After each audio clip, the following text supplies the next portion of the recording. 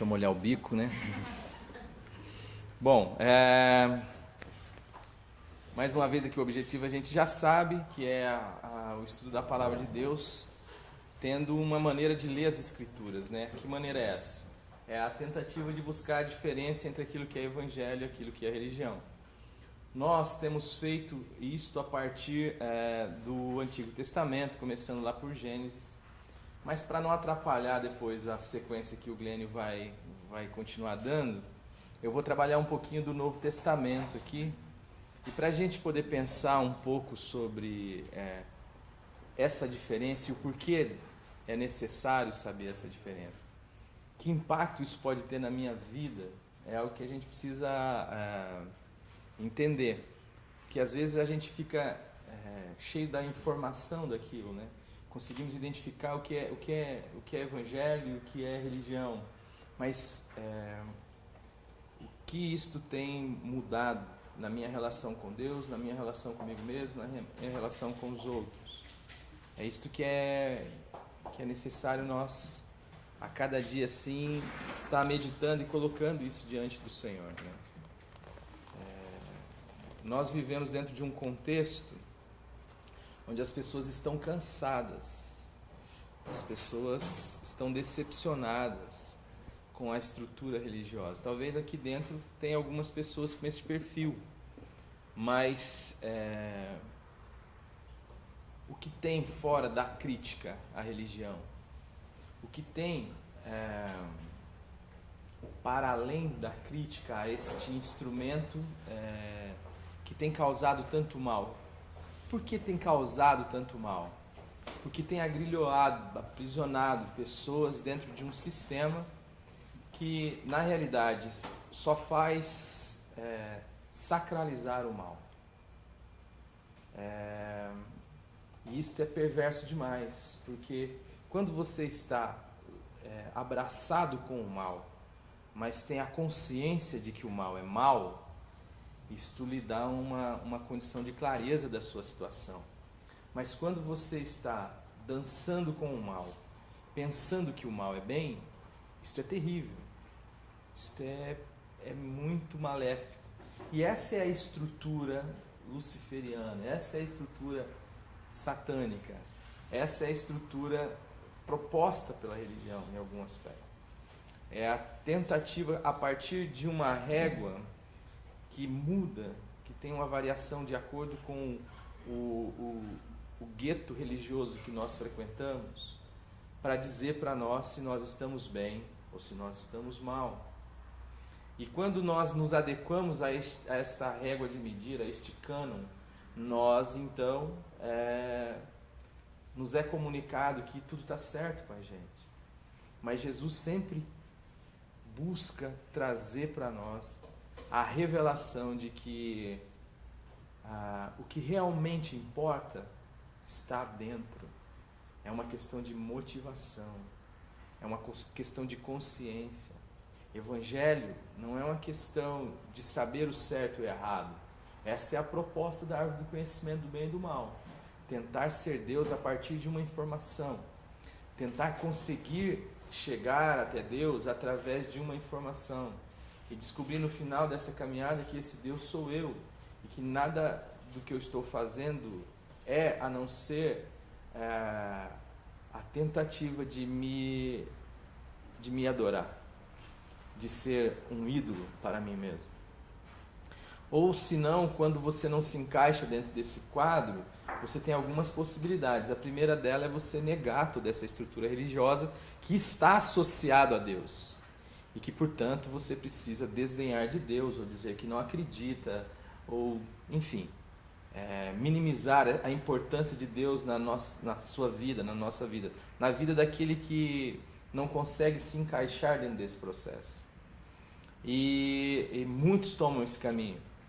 Muitos, diante de uma análise simples daquilo que a religião mostra, aqueles que têm a capacidade de perceber a mentira da religião, se decepcionam como se a religião e Deus fossem a mesma coisa. Mas não é. E isto está impregnado em nós, e isto precisa ser tirado de nós pelo lavar da palavra de Deus. E hoje eu queria pensar a partir da vida de João Batista. João Batista é uma figura muito importante no Novo Testamento. Jesus vai colocar ele como um marco. Jesus vai dizer que a lei e os profetas vigoraram até João Batista. Quando Jesus vai dizer que eu sou a nova aliança, o meu sangue é o sangue da nova aliança, ele está dizendo assim, então, agora aquilo que vigorou até João Batista se tornou obsoleto, como o escritor aos Hebreus vai dizer. Não tem mais razão nenhuma de ser. Não temos como reedificar essa estrutura, porque algo que se tornou obsoleto, perto está de desaparecer. Mas o que é a religião, senão a reestruturação, com várias nuances, do mesmo princípio babilônico que a gente tem estudado, onde o homem é quem desempenha, onde o homem é quem faz e onde o homem é quem deve ser louvado, onde tudo depende do homem, da ação humana e, portanto, no fim, a glória é do homem. É lógico que esse discurso não aparece com toda essa clareza. Sempre o discurso ele surge com um invólucro aparentemente agradável, bom, identificado com aquilo que nós consideramos bom, porque não pode ser diferente, senão nós conseguimos perceber o engodo facilmente. Mas tudo isso tem uma origem comum quando a gente vai perceber pelas Escrituras aquilo que a gente tem visto até agora. Nós vemos onde caminham junto sempre os dois processos. São processos que caminham juntos, mas que no final levam a extremos totalmente opostos. É algo que só pode ser possível aqui. É como se fosse duas paralelas durante as Escrituras todas, mas que no final uma vai levar para um canto, a outra vai levar para outro canto. Uma vai levar para uma comunhão, para a realidade da liberdade, da vida, da plenitude, e a outra vai levar para a escravidão, para a mentira. Mas elas estão paralelamente dentro das Escrituras, sendo contínuas dentro das Escrituras, como algo que está junto, mas que são coisas totalmente opostas. Dentro desse pensamento, eu posso, por exemplo, falar de Jesus. Eu posso orar, eu posso ler as Escrituras, eu posso jejuar, eu posso fazer aquilo que é identificado com o bem, eu posso fazer ação social, por exemplo. Não que essas coisas não devam ser feitas, mas elas são feitas em Deus, porque ninguém faz mais ação social do que o Bradesco, por exemplo, né? E nós estamos falando de uma realidade reino de Deus, né? Nós precisamos entender que tudo isso vem dentro desse processo de tentar fazer com que o homem se achegue a Deus, ou que o homem se torne Deus. Mas não somente essa ideia de adoração ou de aceitação de Deus, mas a ideia de ser como Deus. Mas de ser como Deus a partir de uma base que está falida, totalmente corrompida. Quando eu digo assim para você que você precisa desempenhar mais o seu papel na oração, por exemplo, estou dizendo, o seu casamento não está bem porque a sua vida de oração é muito pequena, é muito fraca, você precisa orar mais. Eu estou lhe dando uma informação que tem uma referência no divino, no sagrado, no transcendente, mas que depende de você. Então, esta base que é você, ou seja, o chão que é você, a coluna que é você, ela compromete todo esse edifício, toda essa estrutura. E eu abro um pressuposto, eu digo que isso é possível a partir de você, desde que você tenha o conhecimento teológico adequado, ou que você conheça o rito, ou a mandinga, ou a simpatia. Nada difere. Quando você vai para as religiões animistas, é o mesmo princípio. Eu conheço como fazer através de um rito. Então eu preciso de uma galinha preta, eu preciso de tantos charutos, tantas velas, eu preciso estar numa encruzilhada, tem que ser a tal hora, porque em fazendo desta maneira e deste jeito, a divindade está submetida a mim. E eu consigo então fazer com que ela faça a minha vontade. Então não há uma diferença em essência de uma realidade animista, muitas vezes para essas que evocam a prerrogativa de cristã, mas que tem como objetivo, a partir de ritos, de conhecimentos dogmáticos, também manipular Deus, como se Deus estivesse refém da vontade do homem. As campanhas, né? As campanhas, por exemplo. As campanhas, as orações, as correntes de oração, os jejuns prolongados, como se isso fosse mover a mão de Deus, porque, afinal de contas, Deus é alguém distraído em relação à necessidade dos seus. Deus é alguém que ele é até um cara que tem poder, mas ele não sabe lidar muito com isso. Então a gente precisa de alguma maneira cutucá-lo, incomodá-lo, direcioná-lo. E outro detalhe, ele também não sabe muito o que quer. E ele precisa então que eu lhe dê uma vontade, que eu lhe direcione as suas ações. Então eu começo a dizer o que Deus precisa fazer e o que Deus não precisa fazer. O que é bênção e o que não é bênção. E bênção normalmente está relacionado com questões financeiras ou que de alguma maneira satisfazem as minhas necessidades. Domingo à noite, falando um pouco sobre isso, a ideia da multidão, da igreja da maioria, né? Quando Jesus diz lá em Mateus 16, que diz o povo ser o filho do homem?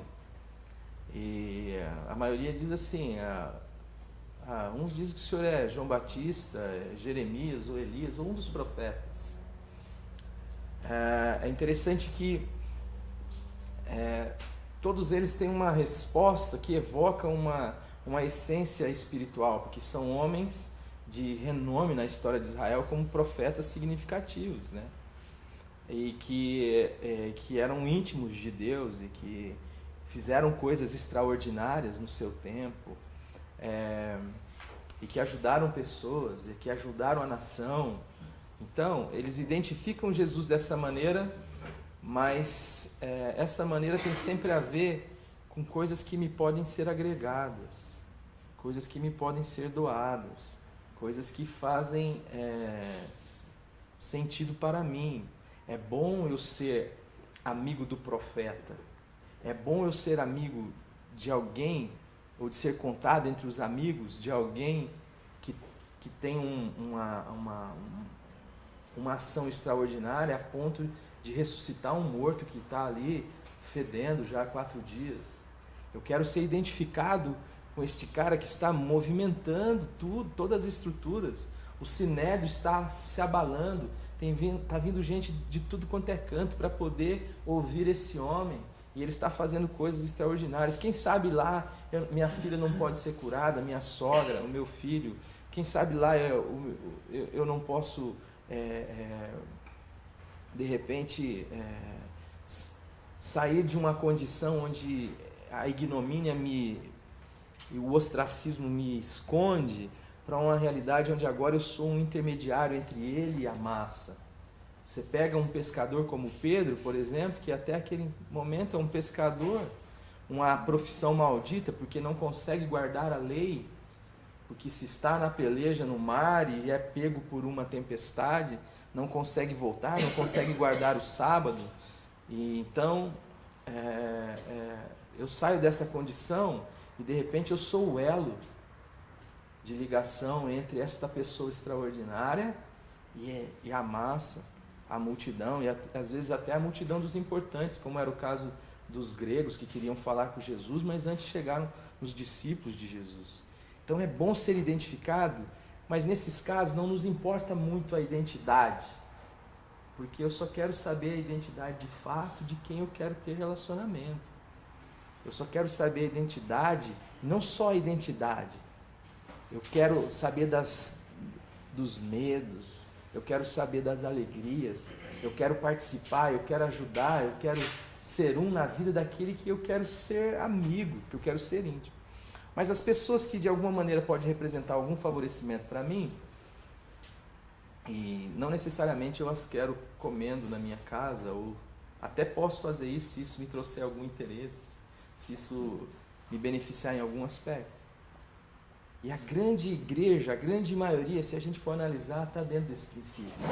As pessoas lotam as igrejas com o objetivo de que lá elas encontrem alguém extraordinário, um Jesus extraordinário, que é capaz de curá-las, que é capaz de enriquecê-las, que é capaz de casá-las, que é capaz de satisfazer os seus desejos.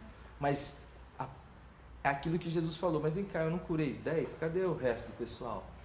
Bom, o resto do pessoal é a maioria, eles não estão interessados no Senhor Jesus Cristo, eles estão interessados em tudo que Jesus Cristo representa. E às vezes a nossa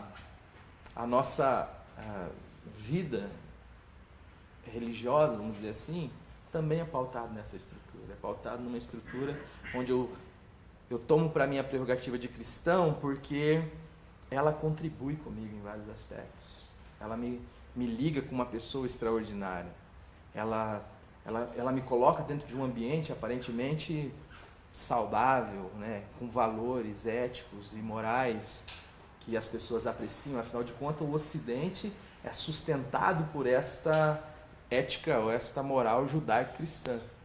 Então, tudo que você acha que é bom é por causa de Jesus Cristo. Tudo que a moral estabelece como bom, se bem que de 60 anos para cá está havendo um trabalho muito forte para acabar com aquilo que é certo e aquilo que é errado, ou seja, criou-se um relativismo absurdo, né? As pessoas, você fala para você o que é certo, eu falo para mim, você fala para você o que é branco, eu falo o que é preto, o que é azul para mim pode ser lilás para o outro, enfim, cada um é a sua referência, e num lugar onde há 7 bilhões de referências, está todo mundo perdido, ninguém consegue ser nada.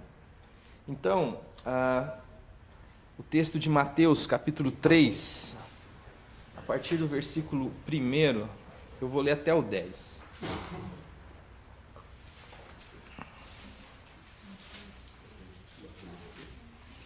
Mateus 3,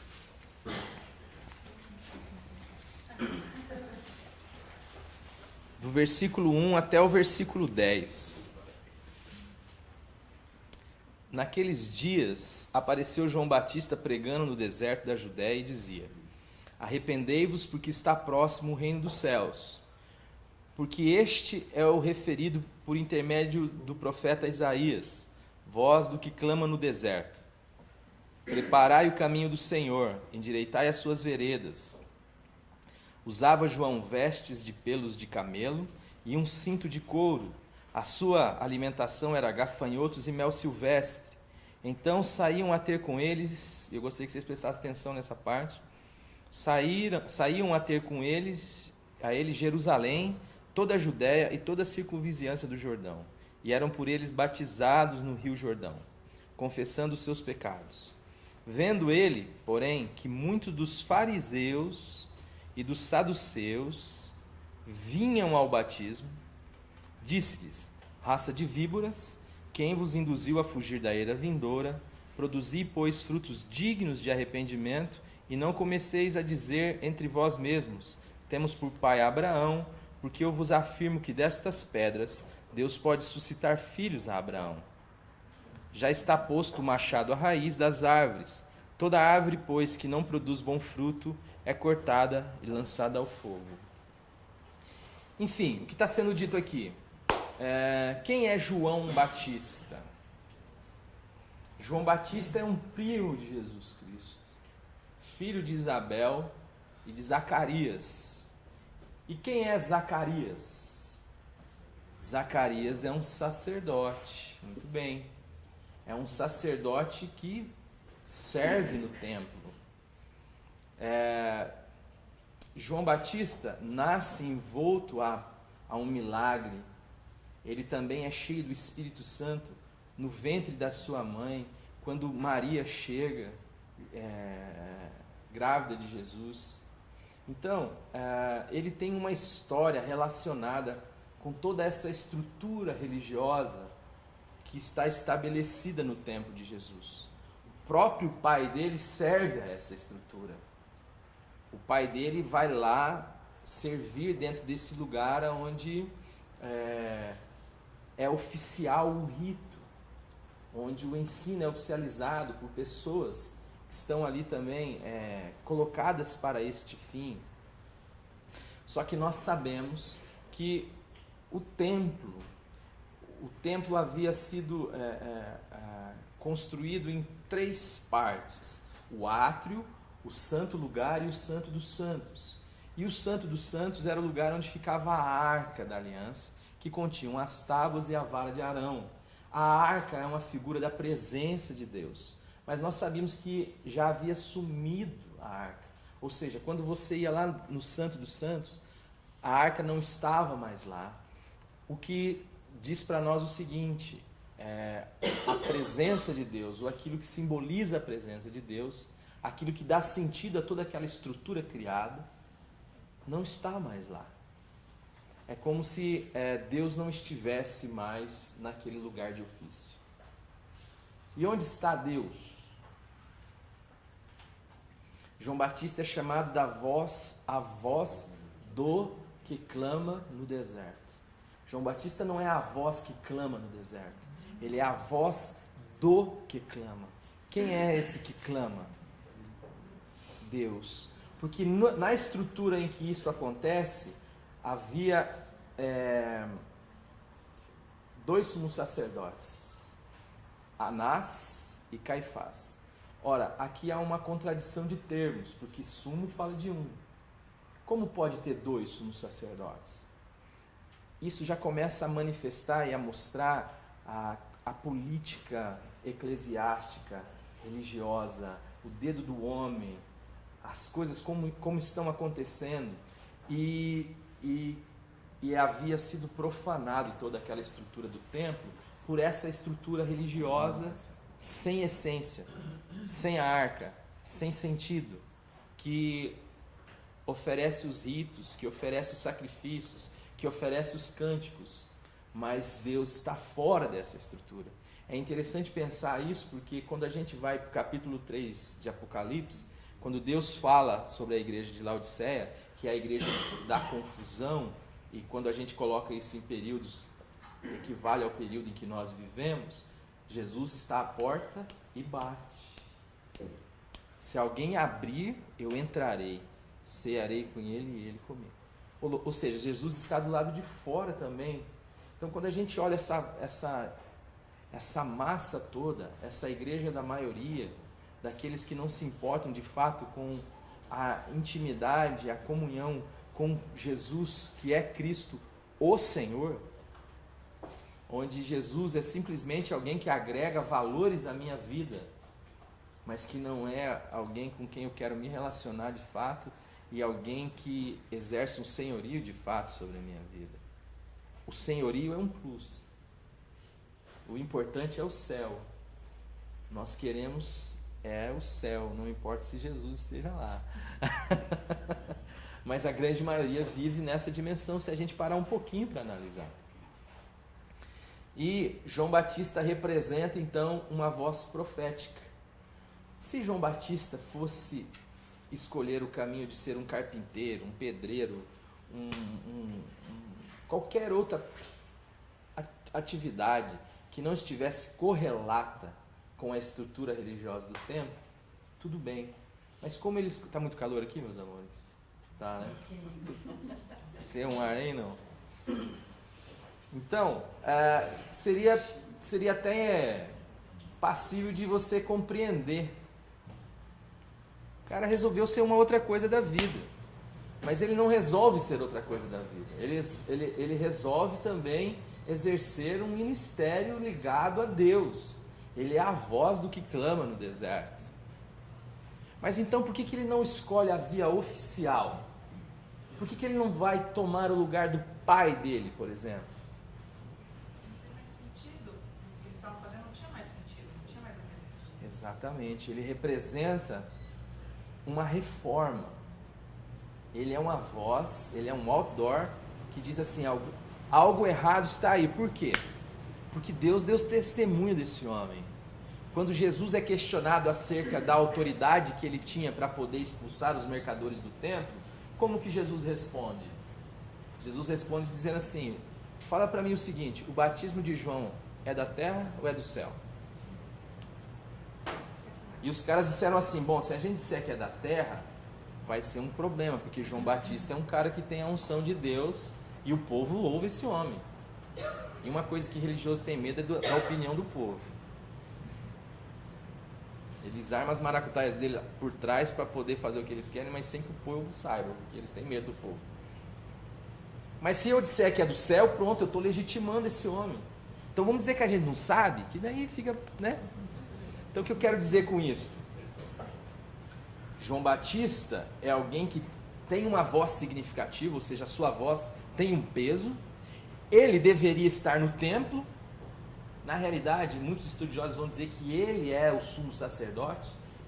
Ele deveria ser o sumo sacerdote naquele momento. Mas como as maracutaias dos homens, e eles operam dentro das estruturas e fazem o que querem, muitas vezes, achando que Deus fica refém dele, Deus não fica refém de ninguém, porque ele não está refém de estruturas. Ele levanta o seu instrumento, o seu sumo sacerdote, no deserto. E a voz desse homem é uma voz capaz de impactar toda a estrutura do templo. A que ponto? A ponto dos fariseus e dos saduceus irem ao batismo. Olha aquilo, mas vamos prestar atenção no que está acontecendo. É como se um louco começasse a falar num deserto qualquer desse aí, num ermo, e de repente os pastorada toda, o papa, todo esse povo se dirigisse a ele pedindo então que ele os batizasse. Entende esse significado?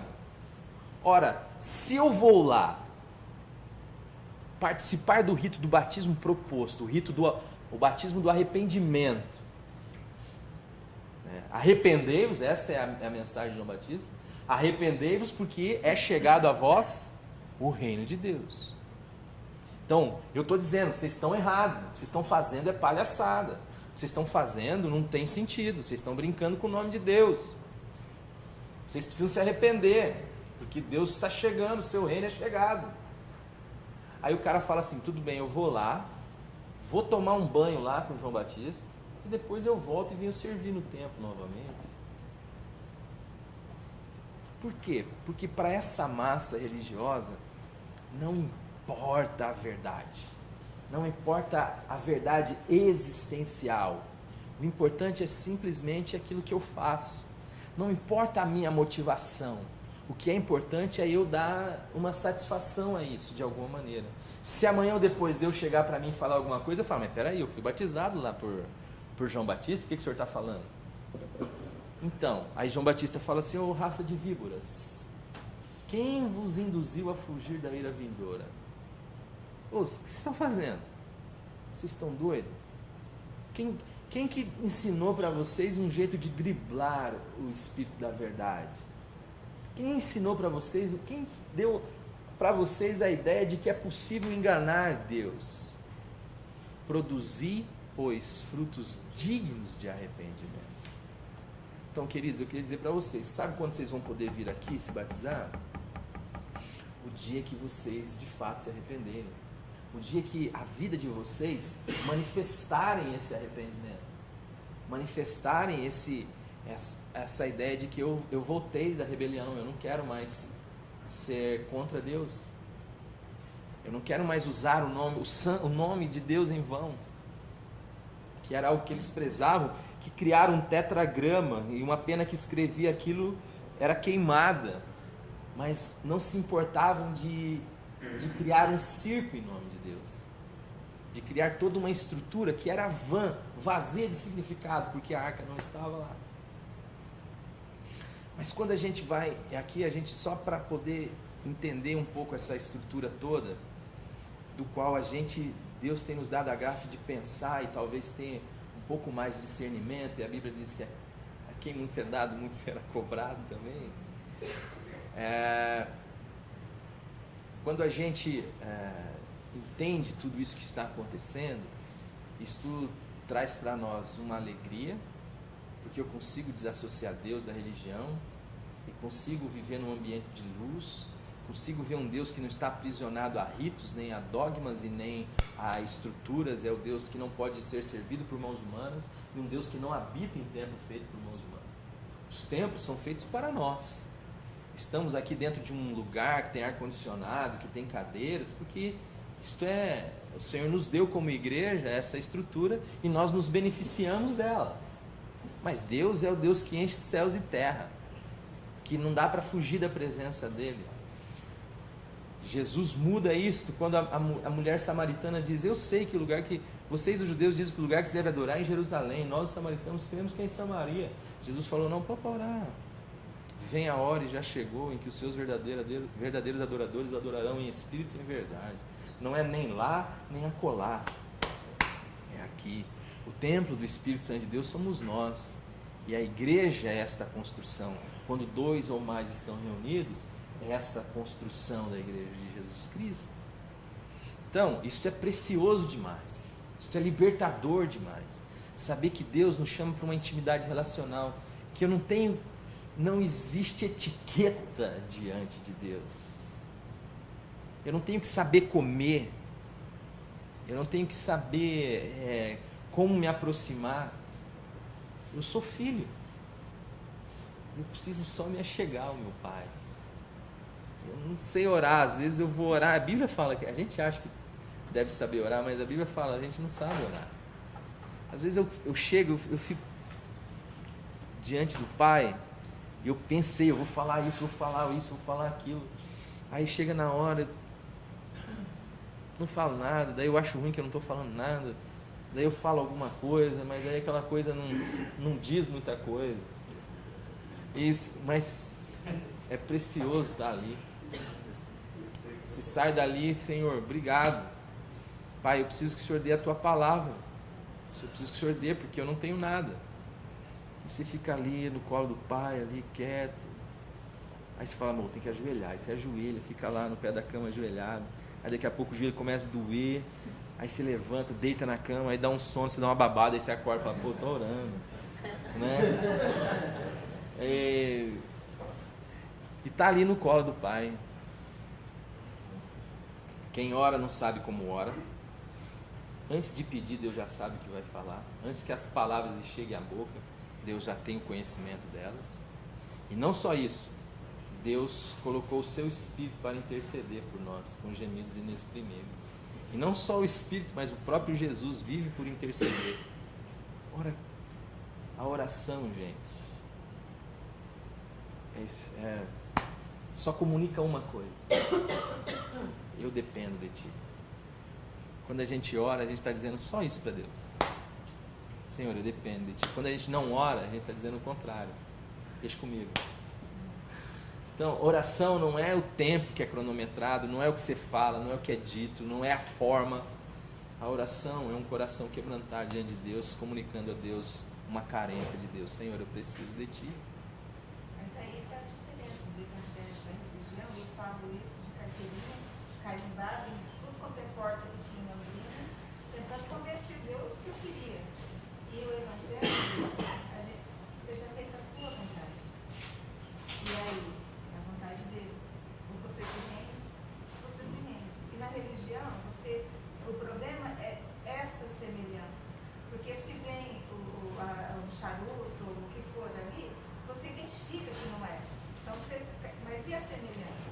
Não, se você bate, ele falou que não vai, se pedir pão não vai dar pedra, se pedir peixe não vai dar serpente, o juiz iníquo lá entendeu? Então você pega, se insiste que Deus vai fazer. Não, a gente transforma jejum em greve de fome, né? Exato, e é tudo na palavra, então você acaba sendo convencido e quer ser convencido, que daquele jeito você vai dobrar Deus também. Você aprisionou Deus dentro de um sistema religioso. Agora eu fiz, então eu mereço, eu tenho como cobrar porque eu fiz. Cobra como o filho que ficou, né? Dizer assim: mas cadê meu cabrito?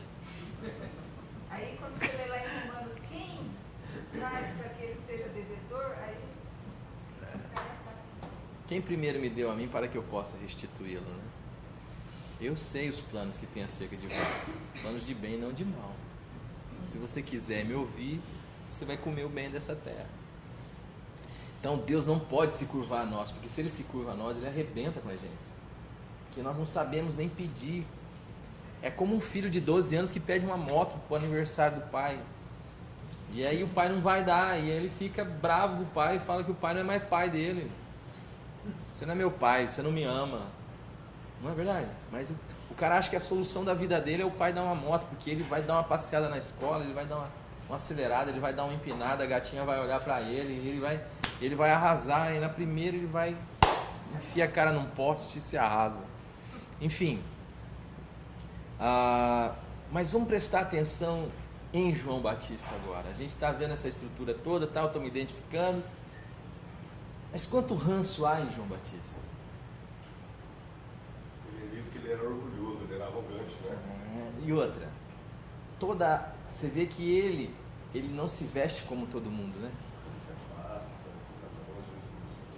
Ele se afasta.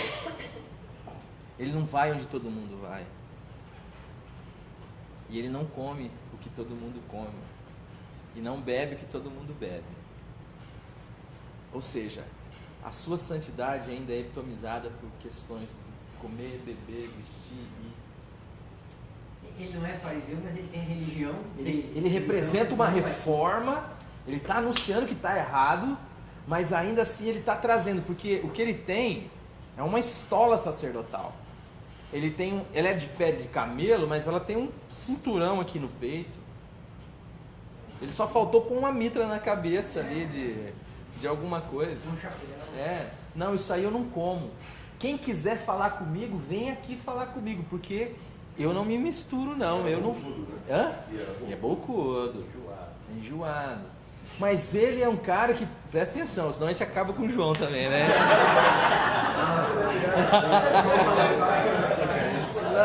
senão a gente... Tem um amigo meu. Tem um amigo meu que fala, você acaba com o João Batista assim, não. Jesus vai dizer assim, dos nascidos de mulher, nenhum foi maior que João Batista. Só que Jesus fala assim, mas no reino de Deus, o menor será maior do que ele. A graça de Deus é maravilhosa. João Batista é um homem fantástico. Ele é aquele que foi ungido pelo Senhor, que Deus lhe deu um espírito de intrepidez e ousadia para afrontar uma estrutura fortíssima, para dar de dedo na cara dos caras e chamar eles de raça de víboras e permanecer vivo. Não por muito tempo. Não por muito tempo, né? Mas com esta ousadia dada pelo Espírito, essa ousadia que às vezes nos falta. Eu sinto isso como ministro da palavra de Deus. Eu vejo que às vezes que eu dou umas pegadas num povo aí que chove de e-mail metendo pau em mim, dizendo assim, você não pode falar essas coisas. Eu falo, como é que João Batista falava, né? O que Jesus falava? O que Paulo falava? Os caras ficam bravos, mas eu fico vendo assim, com esta ousadia. Você vê que é algo dado pelo Espírito Santo de Deus, e que ele tem experiências com Jesus significativas. Quando ele vai batizar, ele vê o Espírito descendo em forma corpórea, como que de uma pomba. Ele ouve a voz dizendo, este é meu filho amado. Ele diz assim, eu não sou digno de amarrar a sandália do pé dele. Quando alguém incita ele contra Jesus, diz, meus, seus discípulos estão indo atrás de Jesus. Ele fala, convém que ele cresça e que eu diminua, né? Você vê que ele está no Espírito. Eu só estou querendo dizer do ranço que está em nós. Mas o que acontece? Vamos ler um pouquinho para frente?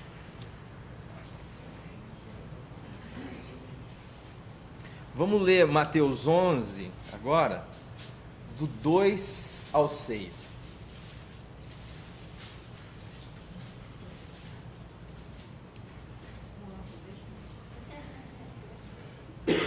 Posso ler? Quando João ouviu no cárcere falar das obras de Cristo, mandou por seus discípulos perguntar-lhe, és tu aquele que estava para vir, ou havemos de esperar outro? E Jesus respondendo disse, ide e anunciai a João o que estáis ouvindo e vendo. Os cegos veem, os coxos andam, os leprosos são purificados e os surdos ouvem. Os mortos são ressuscitados e aos pobres está sendo pregado o Evangelho. E bem-aventurado é aquele que não acha em mim motivo de tropeço. Interessante essas falas aqui. Olha o que está acontecendo.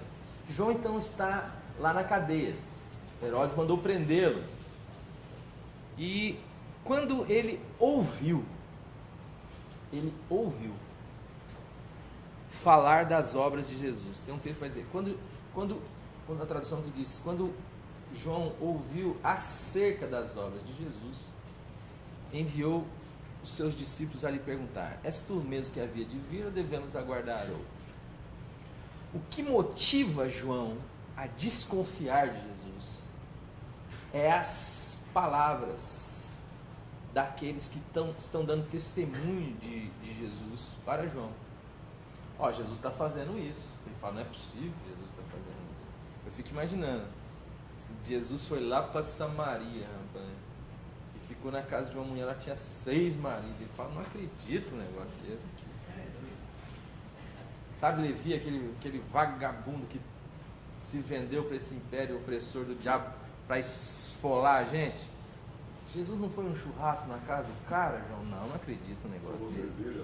Tomou mosto lá, e os fariseus apareceram lá para dar uma cutucada nele, mas ele não se intimidou, não. Não acredito. Fala o seguinte, gente. Vamos lá, pergunta para ele, vai. Vê se é ele mesmo. Ele não pode ser um cara desse. Não pode ser esse homem, não. Será que eu estou enganado? E daí manda lá. E aí é interessante como Jesus responde. Jesus responde com sinais messiânicos. É uma linguagem que João entendia, que aqueles que têm instrução religiosa sabiam. Os cegos veem, os coxos andam, os leprosos são sarados, os mortos são ressuscitados. Lembra quando Jesus entra na sinagoga, depois que ele foi batizado, depois que ele foi tentado, ele entra numa sinagoga e dão o rolo do profeta Isaías, e ele diz assim: o Espírito de Deus está sobre mim, pelo que me ungiu, para. Aí ele começa: evangelizar aos pobres, pôr em liberdade os cativos, dar vista aos cegos,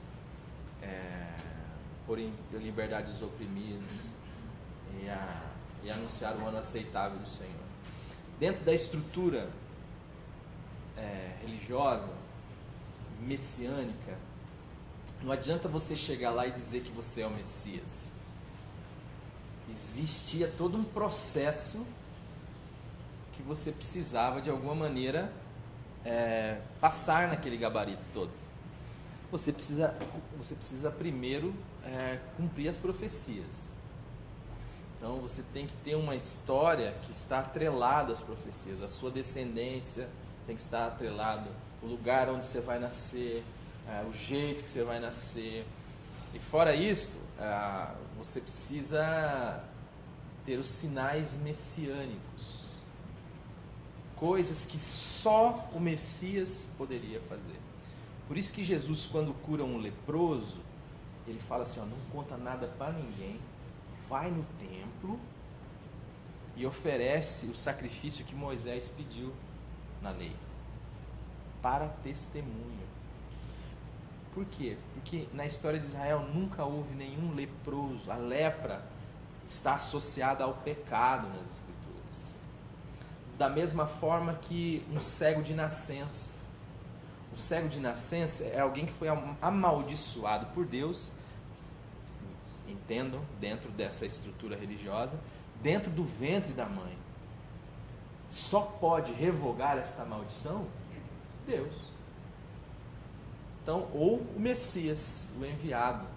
Por isso, quando Jesus cura o cego de nascença, ele fala: não conta nada para ninguém, vai lá, se lava, depois você vai lá no templo e oferece o sacrifício que Moisés falou, para que sirva de testemunho. Quando ele chega lá, vocês vão reparar que acontece uma inquisição com o homem. Mas como que é? Você era cego mesmo? Você não era? Chama o povo para ver se é ele. Não, é ele mesmo, ele era cego, a vida inteira foi cego. Não pode ser. Chama o pai. Chama a mãe, aí vem a mãe, o pai. Ó, esse é o nosso filho, sabemos que é cego, agora como vê, ninguém sabe. Aí, por que esta reunião? Porque quando chega no templo, aquilo acende uma luz no sinédrio, e daí por diante você vai reparar que em todo lugar que Jesus vai, tem um fariseu observando Jesus. Porque ele está sobre esse processo de constatação da sua messianidade. Se de fato ele é o Messias. E Jesus vai dando essas estocadas nas pessoas que sabiam dos sinais, para que eles se curvem ao Messias, mas eles não vão fazendo isso. Por quê? Porque Jesus destrói toda a estrutura religiosa. Jesus vai em lugares que a religião fala, você não pode ir. Jesus anda com gente que a religião fala, você não pode andar. Jesus faz coisas que a religião fala, você não pode fazer. O que você está fazendo no sábado? Os caras estão quebrando as espigas, comendo. Relaxa, vou explicar para você como é que funciona o sábado. O sábado existe por causa desses caras aqui, não esses caras por causa do sábado. E isso destrói tudo, porque o sábado é um fim em si mesmo. A lei existe por causa do homem, não o homem por causa da lei, diz a palavra. E ele vai dizer, tem um detalhe, eu sou Senhor desse negócio tudo aqui. Até do sábado eu sou Senhor. Então, como é que você vai dizer isso? Como é que você vai dizer que o Senhor é acessível dessa maneira? E acabar com a boquinha. E acabar com a boquinha dos caras, verdade. Então, eu não posso receber esse Jesus, aceitar a sua messianidade, ainda que ele me dê provas disso, porque complica a minha vida. Eu prefiro não me arrepender, eu prefiro poupar a minha vida do que negar a minha vida, levar a minha cruz e seguir Jesus. É isso que os religiosos propõem. Então, Jesus responde com os sinais messiânicos. Fala para João o seguinte: está acontecendo isso, os leprosos estão sendo limpos, os cegos estão enxergando, eu estou anunciando o evangelho aos pobres, mas fala mais um negocinho para João. Explica mais um negocinho, dá um recadinho meu para João. Fala para ele o seguinte: bem-aventurado aqueles que não se escandalizam por minha causa, aqueles que não veem em mim motivo de tropeço. Eu fico imaginando Jesus chegando hoje nas nossas igrejas, com a gente que ele andava, fazendo o que ele fazia. E o diácono já ia travar na porta. Aqui não, rapaz. Vai se converter primeiro, depois você volta aqui. Será que a gente já está ouvindo isso com o João Batista, nós aqui? Eu sinceramente eu tenho preocupação. Verdade, Ivo. Pode ficar no meu tato. Não. Não só o Batista, mas o próprio Jesus. Se não fosse isso, Exatamente. Louvado seja Deus, porque aquilo que foi falado no domingo também, né? Quando Pedro, lá em Mateus 16, diz: tu és o Cristo, Filho do Deus vivo, Jesus diz assim: isto não é possível aos homens. Isto não é algo... O máximo que um homem pode analisar e chegar à conclusão é na possibilidade extraordinária. Está fora da ordem comum.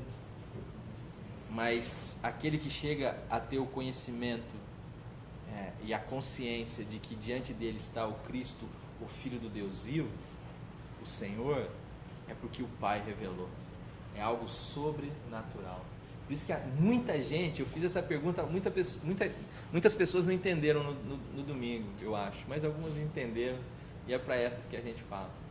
Eu falei: como é que está sustentada a sua experiência? A sua experiência está sustentada nessa capacidade sua de analisar aquilo que é extraordinário? Afinal de contas, se euzinho aqui, alguém morrer ali, eu for ali orar e o cara levantar, vocês não vão achar isso extraordinário? Se eu pegar aqui, a Débora chega aqui e fala: Alexandre, não tem nada para dar para o povo comer hoje aqui. O que tem aí? Tem uma rodela de pão aqui que sobrou semana passada aqui e uma lata de sardinha. Eu falo: daqui. Divide aí, ó, galera. Aí todo mundo come, se farta, come, e sobra 12 cestos cheios de pão aqui. Vocês vão falar: os caras... Não é verdade?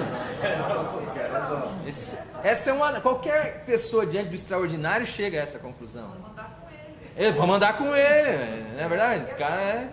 mágico. É mágico, é um cara que tem... É assim com Deus, o cara fala e Deus escuta e tal. Mas quantos de nós tem a nossa experiência com Jesus Cristo de modo sobrenatural? A partir daquilo que Deus revelou, que o Pai revelou. Esses não têm o que fazer. Esse simplesmente sabe que está diante de Deus. E diante de Deus, você não tem duas saídas. Ou você recusa, ou você adora. Diante de Deus, você adora, gente. Entende o que eu quero dizer? Então, talvez, Ivo, nós não ouviríamos mesmo João Batista. Mas quando o Espírito de Deus nos revela, aí a gente não tem outra alternativa. Pode até pairar uma dúvida assim, mas será mesmo? Não, é isso mesmo. E Jesus depois então vai falar, se você pega a sequência do texto do capítulo 11, a gente não vai entender lá que eu já estou me prolongando aqui no tempo, mas a questão é o seguinte, será que Jesus nos escandaliza?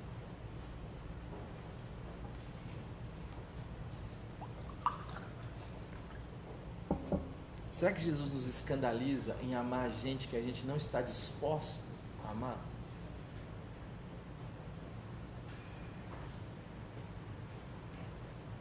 Será que Jesus nos escandaliza quando o texto que vai dizer que ele expôs publicamente ao desprezo as potestades? A gente às vezes não entende isso, né? Potestade é aquilo que exerce um poder de domínio sobre as nossas vidas. Existem tantas coisas que nos tiram o sono, que faz com que determina as nossas ações, que determina as nossas relações, e que não tem nenhuma referência em Jesus, coisa que Jesus desprezou. Querido, eu facilito a sua vida de implantar o reino de Deus aqui nessa terra, se você quiser, porque eu tenho toda a glória deste mundo, e eu te dou.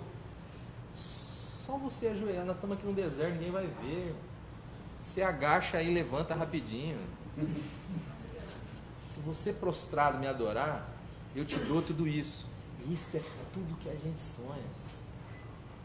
A gente quer ser glorificado pelo mundo. E Jesus deu de ombro para isso. Jesus falou,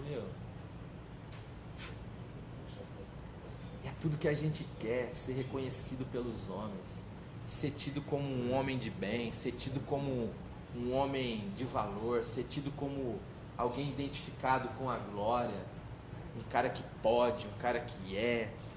E é tudo isso. Bom. E é tudo isso que o mundo nos propõe, e a gente vive correndo, e às vezes nós sacrificamos relações por causa disso. Principalmente em relação com Jesus. A primeira que é afetada, daí advém toda a desgraça em todas as outras relações. Estava atendendo uma situação hoje lá no meu gabinete, pode beber sossegado, mosquito. E eu via uma situação onde um pai abandona uma criança de 3 anos. E essa criança, ele fala por telefone a milhares de quilômetros de distância, eu te amo. E a menininha fala assim, não pai, o senhor não me ama. Se o senhor me amasse, o senhor estaria aqui. E grita desesperadamente, né? Eu fico pensando assim, o que motiva isso? Igual aquela outra moça que eu atendi, e que ela dizia, ela sofrendo por causa do seu filho de 2 anos e meio, se jogando no chão da escola, e eu perguntei para ela qual que era o relacionamento dela com o filho dela. Ela falou assim, tá meio complicado, porque de manhã eu vou para a faculdade, à tarde ele vai para a escola, 2 anos e meio. E pessoa rica, não é aquela pessoa que está tentando conseguir uma situação melhor através do estudo. E eu lhe propus assim, por que você, com 22 anos, falei, por que você não para um pouco agora, dedica uma atenção nessa fase para o seu filho? Você é nova, você tem recurso, Ali para os seus 26 anos, você começa de novo, você faz pós mesmo. Quando você tiver com seus 34, você cansou de estudar, já está com pós, doutorado, mestrado, o que você quiser. Ela falou, mas não posso. Eu falei, mas onde está essa lei? Ela falou assim, mas não é certo estudar? Eu falei, querida, estude, pode estudar. Eu só estou querendo dizer para você que talvez estrategicamente esse momento é um momento para você se dedicar ao relacionamento, ao ensino e à criação de um ser humano. Ela falou assim, mas o que as pessoas vão pensar? Minha mãe, meu pai, como que ela vai falar dentro do círculo dela que ela parou os estudos para se dedicar um momento ao seu filho? Isso é vergonhoso. Isso é vergonhoso para quem? Para essa estrutura de potestade que está determinando a minha ação, para a qual Jesus deu de ombros e nós muitas vezes nos curvamos. É isso que eu estou querendo dizer. Será que nós não nos escandalizaríamos com Jesus por Ele não ligar para tanta coisa que a gente liga? E ligar para tanta coisa que a gente não liga. Exato. E se importar com tanta coisa que a gente não se importa. Então, quando eu falo do impacto disso na minha vida pessoal, desse tempo que a gente passa, eu estou falando disso. Então, essa informação é preciosa. Jesus vai dizer, meu povo perece por não conhecer as Escrituras, nem o poder de Deus, não é isso? Para que serve doutrina? Serve para salvar? Eu vou dizer um negócio para vocês. Uma vez eu vi uma reportagem, eu já contei essa história aqui, mas como a gente está num reprise, nordestão brabo, uma seca que não tinha nada. E o repórter entra numa casa de pau a pique, uma mulher com 3 crianças, com uma barriguinha maior que a minha, assim, as criancinhas. E ela tinha um caldeirão de feijão aguado e um punhado de farinha. E o repórter, querendo criar uma situação sensacionalista, tentava extrair daquela mulher uma lamúria. E aquela mulher dizendo assim, graças a Deus ao nosso Senhor Jesus Cristo, né, nós temos aqui um feijãozinho para comer, uma farinhazinha para dividir com os meninos. Mas e amanhã, que a senhora vai comer? Não, hoje nós temos aqui um feijãozinho, né? Deus dá o jeito dele, graças a Deus. Mas hoje nós temos aqui um feijãozinho, mas e está difícil a vida? Mas graças ao nosso Senhor Jesus Cristo, né? Nós estamos aqui, louvado seja o nosso Senhor Jesus Cristo. E o cara ali insistindo, cara, e eu fiquei observando, e o cara não conseguiu arrancar nada da boca dessa mulher, a não ser louvor ao nosso Senhor Jesus Cristo. Agora, talvez ela não tenha o conhecimento doutrinário que eu tenho. Talvez ela nunca nem ouviu das coisas que eu ouço e das coisas que eu prego. Mas eu vou colocar essa mulher no inferno porque ela não conhece a doutrina que eu conheço?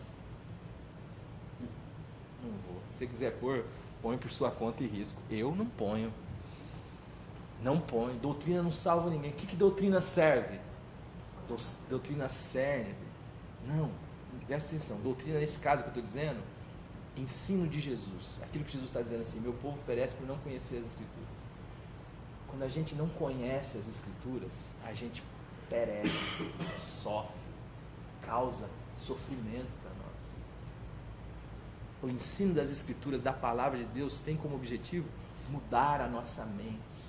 Aquilo que Romanos 12 vai dizer, não vos conformeis com este mundo, mas transformai-vos pela renovação do vosso entendimento ou mente. Quem salva é uma pessoa, Jesus Cristo. Paul Tillich, um teólogo, um dos teólogos mais brilhantes do século XX, chamou isso de autossalvação doutrinal. Doutrina não salva ninguém, salvação pertence a Deus, a Jesus. É Ele quem nos salva. Agora, quando eu conheço a doutrina correta, clara, isto vai facilitar a minha vida, hein? Isto vai produzir em minha vida, vida. Produzir na minha história, vida. Por que essas pessoas estão lotando esses lugares? Porque elas não conhecem a palavra de Deus e nem o poder. Não conhecem as Escrituras e nem o poder de Deus. Tudo que o cara fala lá para elas é lei. E isso coloca elas num risco, num sofrimento terrível. Agora, eu sei que Deus salva nessas arapucas também. Ou você acha que não? Deus salva. Quem vai ter que dar conta é a raça de víboras.